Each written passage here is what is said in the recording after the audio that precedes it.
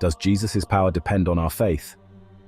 Imagine for a moment you are standing in a crowded street, desperate for help.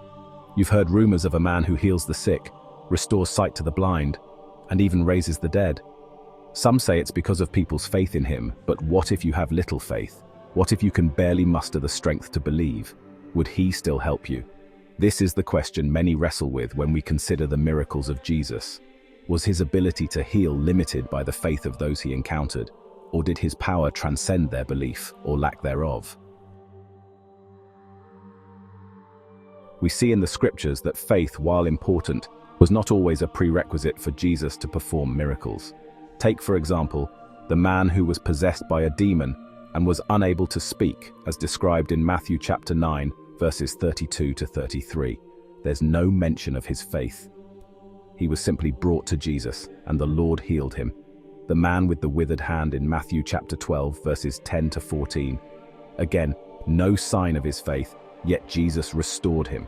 What about the multitudes who flocked to Jesus in Matthew chapter 14, verse 14, and Matthew chapter 19, verses 1 to 2? The texts don't tell us that faith was required of each individual before they were healed. It's almost as if the power of God was so great that it didn't rely on human belief at all. This is important because today, there are many who claim that God's ability to work is limited by our faith. But these examples show the opposite. God's power is not bound by our human limitations. In fact, suggesting otherwise seems to diminish his sovereignty. Could the creator of the universe really be hindered by human unbelief? Now, before we dismiss the importance of faith, let's take a look at some other instances where Jesus does mention it. Consider the woman who had been suffering for 12 years from a bleeding disorder. Her faith was remarkable, so much so that she believed merely touching Jesus' cloak would heal her. And it did. Jesus turned to her and said, "Daughter, your faith has made you well." Matthew 9:22. But here's the key. Her faith wasn't the source of her healing. It was the path that led her to Jesus, the true source of her restoration. It's like being lost in a forest and seeing a beam of light piercing through the trees. The light itself saves you by guiding you out, but you still have to walk toward it. Her faith moved her toward the only one who could heal her, and because of that, she was made whole. This is much like how faith leads us to salvation. Faith isn't a magical power that saves us. It is what brings us to Jesus. In the same way that the woman pressed through the crowd, our faith pushes us through doubts, fears, and struggles, leading us to Christ. And it is He, not our faith alone, who saves us. Another example comes from the two blind men who cried out to Jesus, calling him the Son of David, Matthew 9:27 to 28. They had not seen his miracles with their own eyes, obviously because they were blind, but they believed in him. Jesus touched their eyes and said, "According to your faith, let it be done to you." Matthew 9:29. Again, their faith wasn't the power that healed them, but it brought them to Jesus, the healer. Here, Jesus seems to point out their faith to show the crowd that belief plays a role in transformation.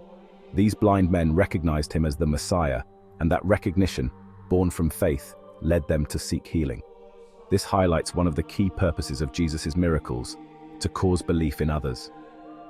John wrote in his Gospel that Jesus performed many signs so that you may believe that Jesus is the Christ, the Son of God, and that by believing you may have life in his name. John 20:30 to 31. The miracles were more than just acts of compassion. They were revelations of who Jesus was, each one a signpost pointing people to the reality of his divine power. Now you might ask, if faith isn't always required, why did Jesus not perform many miracles in some places? Matthew 13:58 tells us that in his hometown of Nazareth, Jesus did not do many mighty works there because of their unbelief. Mark 6:5 echoes this but adds that he did heal a few sick people. This doesn't mean that Jesus lacked the power to heal in the face of unbelief. Rather, the people's unbelief was so severe that they couldn't even bring themselves to seek his help. It's as if their hearts were so hardened that even if he had performed miracles, they wouldn't have believed. Think of it like a locked door. Jesus has the key, but if you refuse to acknowledge the door even exists, how can you walk through it? The people of Nazareth didn't lack evidence. They lacked the willingness to accept it. They had hardened their hearts so much that no amount of miracles would have persuaded them. This brings us to a sobering point. Hebrews 3:12 warns us, "Take care, brothers, lest there be in any of you an evil, unbelieving heart, leading you to fall away from the living God." Unbelief can rob us of God's blessings, not because it limits His power, but because it limits our ability to receive what He freely offers. It's like standing in front of a fountain of living water, dying of thirst, but refusing to take a drink because you don't believe it's real. The water is there, flowing abundantly, but you'll never be refreshed if you don't reach out and take it.